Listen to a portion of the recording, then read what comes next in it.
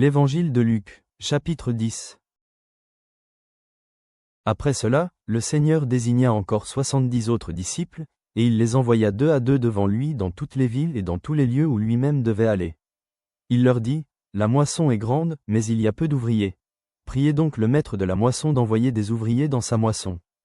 Partez, voici, je vous envoie comme des agneaux au milieu des loups. Ne portez ni bourse, ni sac, ni souliers, et ne saluez personne en chemin. Dans quelque maison que vous entriez, dites d'abord, que la paix soit sur cette maison. Et s'il se trouve là un enfant de paix, votre paix reposera sur lui. Sinon, elle reviendra à vous. Demeurez dans cette maison-là, mangeant et buvant ce qu'on vous donnera, car l'ouvrier mérite son salaire. N'allez pas de maison en maison.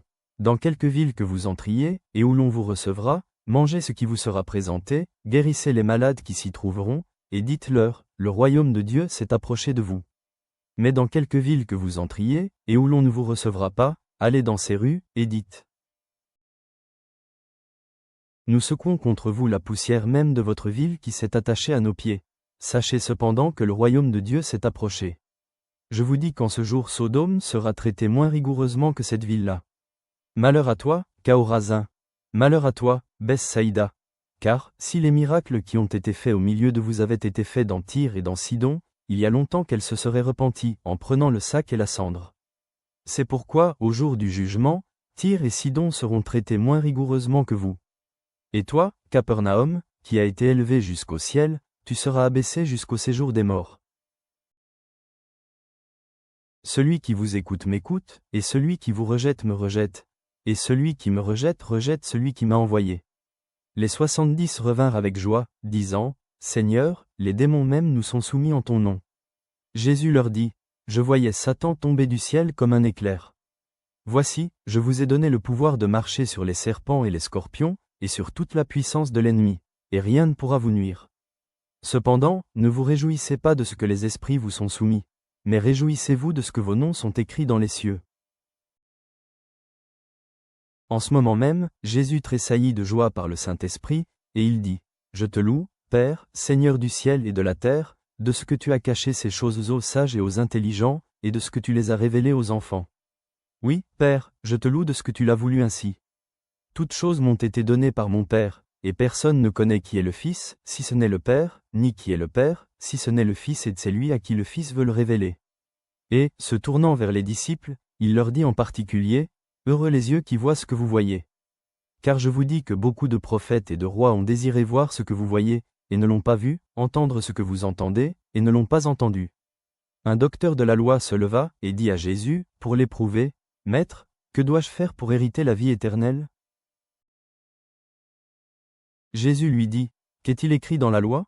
Qui lis-tu » Il répondit, « Tu aimeras le Seigneur, ton Dieu, de tout ton cœur, de toute ton âme, de toute ta force, et de toute ta pensée, et ton prochain comme toi-même. » Tu as bien répondu, lui dit Jésus. Fais cela, et tu vivras. Mais lui, voulant se justifier, dit à Jésus, « Et qui est mon prochain ?» Jésus reprit la parole, et dit, « Un homme descendait de Jérusalem à Jéricho. Il tomba au milieu des brigands, qui le dépouillèrent, le chargèrent de coups, et s'en allèrent, le laissant à demi-mort. Un sacrificateur, qui par hasard descendait par le même chemin, ayant vu cet homme, passa outre. Un lévite, qui arriva aussi dans ce lieu, l'ayant vu, passa outre. Mais un samaritain, qui voyageait, étant venu là, fut ému de compassion lorsqu'il le vit.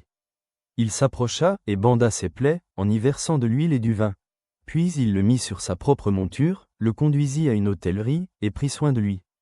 Le lendemain, il tira 2 deniers, les donna à l'hôte, et dit, « Ayez soin de lui, et ce que tu dépenseras de plus, je te le rendrai à mon retour. »